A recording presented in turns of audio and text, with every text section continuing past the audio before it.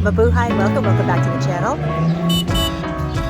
I am in Brooklyn on a sunny October day, and I'm headed over to Pier 1 to check out a tour called Blood and Water that is about the first Filipinos that settled in New York. It's like a never-ending trail of awesome discovery. So let's go check this out.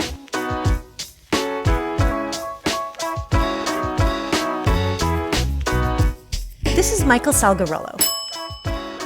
He's a historian based in New York City and the creator of the Blood and Water tour that I got to experience during Filipino-American History Month. Since I started on my journey to rediscover my Filipino roots, I found myself focusing a lot on Filipino-American history. I've traveled all over the United States, from the place where Filipinos first touched American soil in Morro Bay, California, to some of our most historic Little Manilas. Now I'm back in New York, learning about the stories of the Filipinos who first came to Brooklyn in the early 1900s. Thanks to Michael's knowledge, I now know that during the Philippine-American War of 1899, the U.S. attempted to gain support by claiming the purpose of the war was to educate and liberate the Filipinos. Following suit with this idea, the first Filipinos to show up in Brooklyn, New York in the early 20th century were on display as savages at Coney Island's Dreamland Amusement Park. Came as students to the Pensionado Act of 1903, where they studied at Polyprep Technical Institute, NYU, and Columbia University, and worked at the Brooklyn Navy Yard as sailors. Many of these New York Filipinos would gather at Karihan Restaurant on Sand Street. Sand Street was known for its tattoo parlors, bars, gambling houses, and brothels. Eventually, Sand Street was demolished to make way for the Brooklyn-Queens Expressway, which is today affectionately known as the BQE.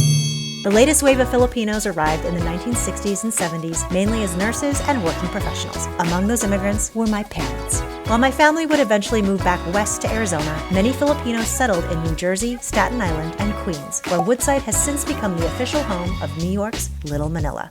A few weeks after I did the Blood and Water tour, I got to meet up again with Michael. We chatted about the importance of the work he is doing to tell the stories of Filipinos in New York and beyond. Here's what he had to share with me. What is it that draws you to want to learn about this and want to share it? My mom's Filipino, my dad's Italian and Jewish. So in terms of my mom's family, my grandfather was someone I never got the chance to meet because he was so much older and he passed away before I was born. So were you close to your Lola? Yeah, and she's still around. She's still in California. I hear a lot of stories from her. As a kid, I grew up, I loved American history. I was a 13-year-old kid who was reading books about the Civil War because that was just something that I loved and was so interested in. As I started to study history in school, started to study history as a graduate student, I really wanted to start figuring out where my family's story fit in the American story. I was kind of an expert on the Civil War and slavery and emancipation, and what about the Philippines? What about this question of American empire and immigration? Started doing some research. Lo and behold, I start to find and look and realize that there's a community of Filipino sailors living out in the bayous outside New Orleans during the Civil War, during the time that I'm studying. And I thought, what a perfect way to combine these things, and what an interesting story and a unique story that I might be able to tell with this research. That's been really great. That's where it all started. It's been great to see so many people get interested in it. It's great to see that I'm writing my dissertation, I'm doing all of this work, I'm just by myself in a hole writing my, doing my research. I get an email from an artist who says, oh yeah, you know that Filipino settlement that you write about all the time? You know that history you've been obsessing over? I want to build it. I want to build it in Queens.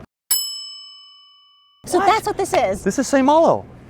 That's how I got started doing the work on St. Malo. It's been great. Why New York? How did you end up doing the Blood and Water tour? My grandfather, merchant marine, marries my grandmother in the Philippines, brings her here in 1959. They have my mom and my uncle, and then by the time they're teenagers, they moved to California, which is where I grew up. In terms of me coming back, it's kind of a fluke thing. I got into grad school at NYU. I came here to do my PhD. It was a great program that I was really excited about, but I was also excited to be back in New York, right, where my mom told me all these great stories about growing up in Brooklyn. As I was here, I was doing all this research about New Orleans. I also got to work with a company called the Black Gotham Experience. They do these really cool walking tours all centered around Black history in Manhattan. Doing these tours, I'm learning all this cool stuff. I thought, okay, I got to do a Filipino walking tour in New York. I had done a little bit of research on New York, Brooklyn Filipinos. A lot of it had come up while I was doing stuff on New Orleans. A lot of this stuff on New York Filipinos popped up. And so I thought, what a cool thing if I'd be able to do this walking tour and tell this story, tell these early stories about Filipino migration and activism, but also tell my family's story as well. A couple big challenges as I did this. One of them was trying to figure out, where am I going to do it? Again, Sand Street, pretty much demolished. Basically, you'd be walking under overpasses the entire time. And so I thought, okay, well, what if instead it was just a walk along the waterfront and we got to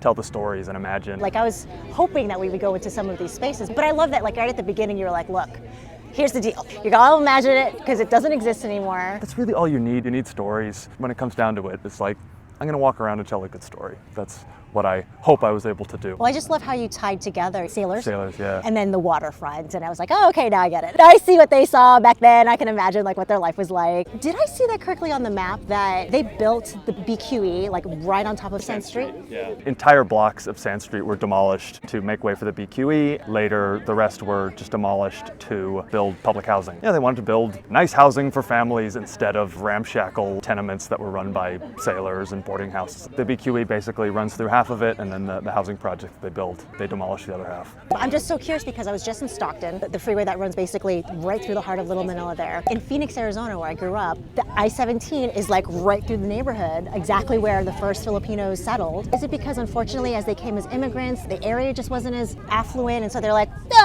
this is an area we should just build this highway because nobody's really gonna care. I don't know, is that just coincidental? It's not a coincidence. It's not necessarily something that is like particular to Filipino communities. After World War II, the federal government was dishing out money to build these big interstate highways because they said, okay, this is gonna be the city of the future. They demolished poor neighborhoods, neighborhoods of color. Highways running through the neighborhood in poor, working class, immigrant neighborhoods of color is not a coincidence that happens often. How much of this are you going to bring back to the Philippines? Is there any sort of connection there for you in terms of like what it is that you're finding? It's like, how can we not tie it back to the diaspora? What is it about that place that drove us to come to the United States in the first place? I definitely consider myself a U.S. historian by training. The Filipino diaspora history is part of that. What I want to think about is this is part of the global Filipino diaspora, and the United States just happens to be a part of it. The diaspora is definitely where I'm very interested in. Filipino sailors, they're all around the world. In the 1800s, there are Filipino sailors in the same era. They're in New York, they're in Philadelphia, they're in Europe. In the 1800s, they have a fishing settlement that I think is pretty similar to St. Malo in Calc Bay, South Africa. They're in different parts of Australia. So this history is not Filipino-American history per se, right? It's not just Filipino-American history. This is part of the story of the global Filipino diaspora. So for me, this is not just a story about Filipinos coming to America and the United States. This is a story about the diaspora and about Filipino identity being born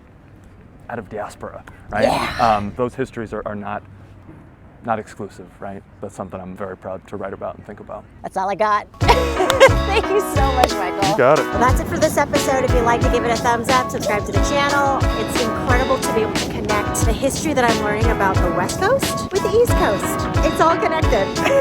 It's just like no surprise. I'll see you next week. Bye.